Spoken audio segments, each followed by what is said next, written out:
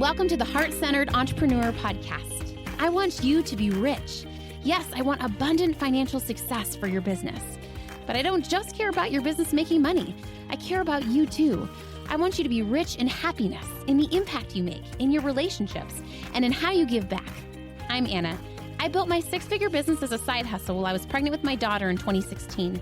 Now I've helped dozens of women do the same.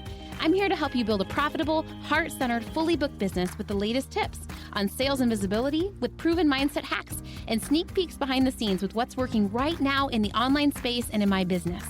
Ready to make more money with heart? Let's go. Okay, I have two, I think you'll find them hilarious, stories from my own life, from when with my therapist and then with a medical professional, where they gave me honest feedback that I later appreciated, but in the moment, it didn't resonate with me. And the reason I want to share this is something that we do as coaches and course creators and service providers and done-for-you providers. Part of our job is to be a leader, to take up space and to share truths and insights and to say the honest thing. I like to see me and my clients as being on the same page, on the same team, right? It's not that I'm like creating conflict or confrontation or disagreeing with them. I'm kind of sometimes like disagreeing with the reality that they see. Right. And I think when we see this, like maybe you're an OBM and you're working with your client who's a coach, or maybe you're a coach and you're working with a client on an issue, right?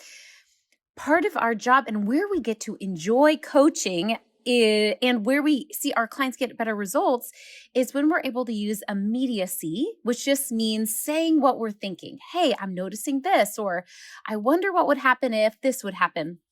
And I want to share two examples where professionals did this to me in the last month in my life and how I responded, which wasn't necessarily great in a way. But why I want to say this is I think sometimes we share our truth, whether it's online, in a reel, or with a client. Maybe you're a website designer and you share them the honest truth that I remember my beautiful designer at the end was like, Anna, you need way more white space around the margin of your PDF so that it looks more up-leveled and professional, right? Like this is just the truth of how I see it. And I just, in this episode, want you to feel a little bit more safe speaking up and owning your truth, whether it's with a client, again, whether it's with or in a reel and sharing your story or sharing your opinion. Because I think this is where marketing gets really easy. I've done a podcast episode on lazy marketing, which just basically means your marketing is going to be the easiest and the most effective when you're using attraction marketing based on your truth and your story, because you just get to be really honest. And that's the number one nice thing about being a heart-centered entrepreneur is you're a great person. Like your marketing just gets to be very honest because you are a great coach. You are a great person. And that's the nice thing is our marketing gets to be easy, just sharing our truth, our story, because we don't have to lie. In some ways, I find a lot of my coaches are lying when they're underselling themselves, right? We want to be accurate in how amazing we are. Okay, so let me dive into the two stories and then talk a little bit more how you can take up space in your coaching or service providing so that it's more effective and so that you enjoy it more. Okay, so let's see which example of the first thing I think I shared with you guys. I've been having some oral issues and had to go in for multiple oral surgeries. And fortunately, I think I had my last one yesterday. But everything was going great. I normally don't really get nervous for dental procedures, but I was going in feeling fine, but they gave me some laughing gas in order to, not feel nervous or whatever. But anyway, when they gave me the laughing gas, for some reason, like the whole room, even though there was like a lot of people talking in the room, I couldn't hear anything. And then the room started like going black. Like I was starting to go like lightly unconscious. And so I mentioned it. I was like, I think I need help. And they ended up saying that, a few people have bad reactions to it. So I ended up just doing the procedure without the laughing gas and it was fine. Like I actually think I'm like, I don't mind knowing what's going on, Anyway, and so afterwards, the receptionist is like, don't worry, some people have bad reactions to it. I know that I never take the nitrous oxide because I'm kind of a control freak, and people that like to plan usually don't do well with that. They kind of enjoy being what's in the know of the surgery. And she was like, is that true for you? And I was like, no. I says no. I say no, and then I go about my day or whatever. And in the back of my mind, I'm like, yeah, I'm 100% a control freak. And that's why it makes sense probably that like as the medicine is like, most people enjoy the laughing gas. Like you're getting lightly high, right? You're enjoying the being disassociated. But for me and for some of the things I've been through, a lot of my story is that like I need to be aware and hyper aware of what's going on. That's what's going to keep me safe and in control, not detaching, right? But anyway, I just share that because I like that the receptionist reflected that to me because it was like, oh, that kind of makes sense. Number one, I think they gave me too high of a dose. I'm pretty tiny. Number two, I think it is true that I'm someone that, and so even though I denied her in the moment, I'm like, nope, that's not true. And I moved on with my day. And she might have been thinking like, did I say the wrong thing? Or it was still a very helpful reframe for me. And that's the thing is as the client, you don't owe the coach anything. Like it was safe for me to say nope and move on, right? And then later process and be like, oh, actually that's true. And the receptionist was unfazed by it. But I think so much as the coach or service provider, we so want our clients' approval and happiness that we get too attached to it. Versus for me, when I share a truth with my client that I know that might be a hard truth, I almost expect them to disagree with it the first time, right? That's just almost our gut reaction. And I almost expect in my head, now that I've been coaching for a long time, I'm probably going to have to bring this up for 3 sessions and then it's going to sink in, right?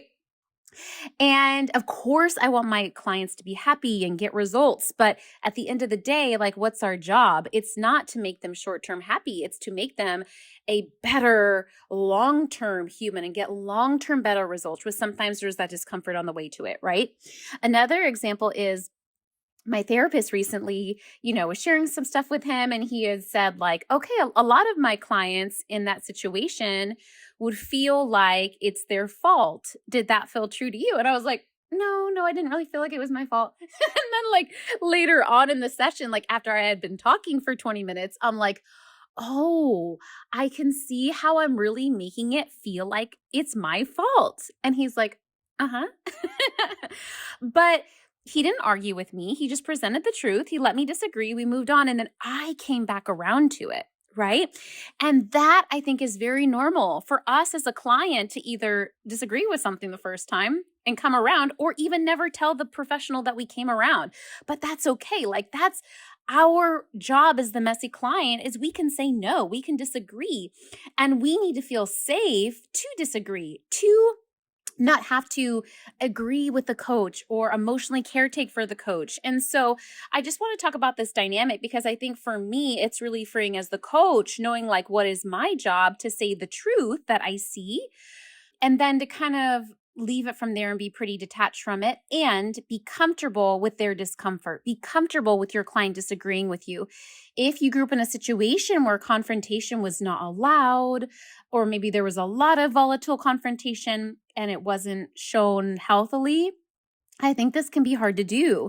Instead of seeing that change almost always requires some form of discomfort. And the more comfortable we can get with our clients' discomfort, the better of a coach we can be. I shared with several clients this week, some of my favorite practical ways to do this is to really make myself comfortable as a coach. So that means practically I coach often with like a fuzzy blanket, a heating pad, my tea, my protein drink. Like often the coach, when we disagree with them or confront them with something, it often won't make them super uncomfortable because we're doing it pretty lovingly, but often will make us uncomfortable. Right? And so that's where I think making ourselves comfy and creating safety for ourselves can be so, so useful. Some really practical ways to do this that I do this with my clients in session where I'm able to say a truth while also leaving room for my clients' intuition is I'll say, hey, I'm noticing XYZ. Does that feel true for you? So I'm saying something, just sometimes we want to say it like passively, but I find that it's best to say it directly, but then leave room for the intuition, right? Does that feel true to you? Or I'll say, hey, you might already be thinking this, but I wonder if blah, blah, blah. Right? Or you've probably heard this before, but blah, blah, blah. Because often our clients already know something to be true, but they just need to be reminded so they can put it in actions. Another great example is the one my therapist used, which is, hey, some of my clients in this situation have expressed feeling this. And just seeing where that lands. And the nice thing too about a coach is doing this. You can also Google the word immediacy. That's like the name of this coaching skill, which is like bringing up something in the moment. Hey, I'm noticing you're feeling anxious right now, right? Or hey, I'm wondering if blah blah blah. The nice thing about this is even if you are wrong, then it leaves a portal for the client to say, you know what? No, that's not true, but how I do feel is this way. It's allowing us to be the first draft for our clients to color on. It's really hard for our clients sometimes to color on a blank page. But as soon as we say, hey, are you feeling angry? They might be like, you know what? No, it's not anger, it's sadness. And we'll be like, ooh, wow, blah, blah. Like, get it? We're on that team. We're co creating this with the client. And so knowing that there's no bad option. Number one, we're right. And they accept it. Number two, we're right and they deny it, but at least they can chew on it. Number three, we're wrong, but then they are able to say the true thing. And I have found that for me and my clients, what this creates is number one, amazing results, but also I think a lot of times maybe you grew up in a household where it wasn't safe for you to disagree or to speak your truth or to use your voice or to trust your intuition. And so not only is this how your clients get the most amazing results, but this is where you get to enjoy your job more as a coach, as a designer, as a VA, where you get to step into leadership, use your insights, use your intuition, and speak your truth. Because at the end of the day, that is part of what your clients are hiring you for. And it gets to be more dynamic. And I get that it's vulnerable, right? I get that it includes potential rejection. And I get that it includes, like we're human. So, like, how does the other person respond, right? But I just want to say, like, you can trust yourself. You have a good intuition. And like I tell my clients who are heart centered, you're already kind. You're going to be kind. And so when you focus on being direct, that balances it out and you're able to be a little bit more truthy. One great way to remember to feel good doing this is creating safety for yourself in the coaching container in general, right? And so ending your sessions on time, sending a pre-survey so that you know what's coming down the chute in session, right? I also, one of my favorite safety mechanisms for knowing that I can do this with my clients and show up for my full self as a coach in sessions is doing a little bit of coaching on the sales call. If you've been a client of mine, you know that I say, hey, don't coach on the sales call in the sense of the goal is really to get them into the paid container where you can do the real work with them, right? But I like to do a little bit of the coaching. I'll share examples in a second so that I can see if that person and I are a fit for coaching together.